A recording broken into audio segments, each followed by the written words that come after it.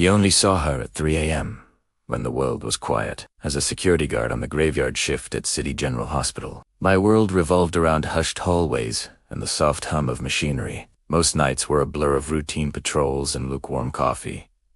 But then, she started appearing. Every night, like clockwork, at 3 a.m., she would step out of the elevator on the 3rd floor. She wore nurse's scrubs, but not the standard blue ones everyone else had. Hers were a soft, pale lilac, and she carried a single white lily. She'd walk down the deserted corridor, her footsteps barely making a sound, and disappear into the old, unused wing of the hospital. The first time I saw her, I thought she was just a new nurse. I nodded, and she offered a gentle, sad smile in return. But after the 3rd night, my curiosity got the better of me. The West Wing had been closed for renovations for over a year. No patients, no staff, just dust sheets and decommissioned equipment.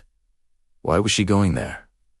One night, I decided to follow her. I kept a safe distance, my rubber-soled shoes silent on the linoleum. She moved with an ethereal grace, that white lily held delicately in her hands. She reached the double doors of the old wing, and without a key or a card, they just seemed to drift open for her.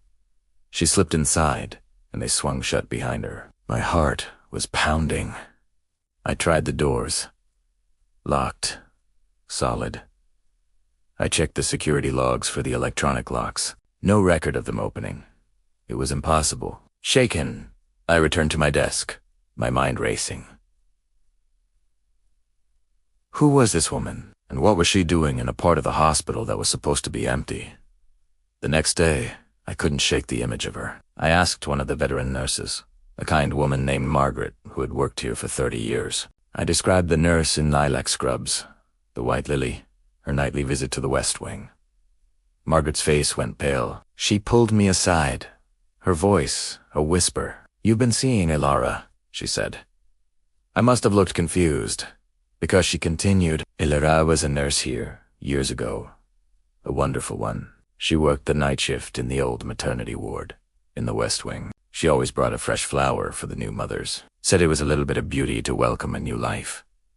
Margaret's eyes filled with tears. "About 5 years ago, there was a terrible accident. A young man, a patient's distraught husband, became aggressive. Ilara tried to calm him down, Epusa. She fell, and she never got up. It happened at 3 a.m., right outside the ward she loved so much." A chill ran down my spine. Margaret gripped my arm. "They say she still walks the halls, trying to finish her shift, trying to deliver a flower. She's just looking for a place to leave it." That night, I waited. At exactly 3 a.m., the elevator doors opened, and there she was. Ilara. Her sad smile was the same, her lilac scrubs immaculate, the white lily perfect.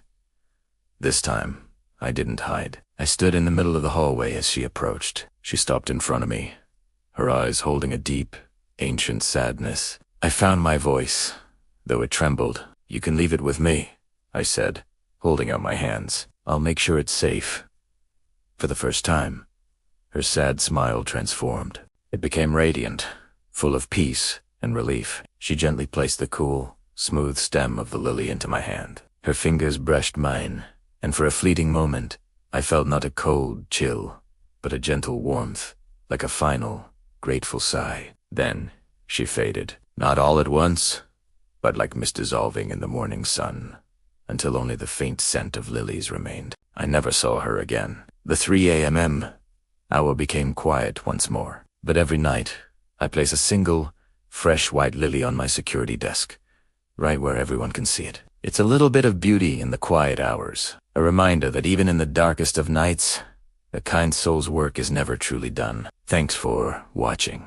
If you enjoyed this story, don't forget to like, share, and subscribe for more tailies. From the quiet hours, see you next time.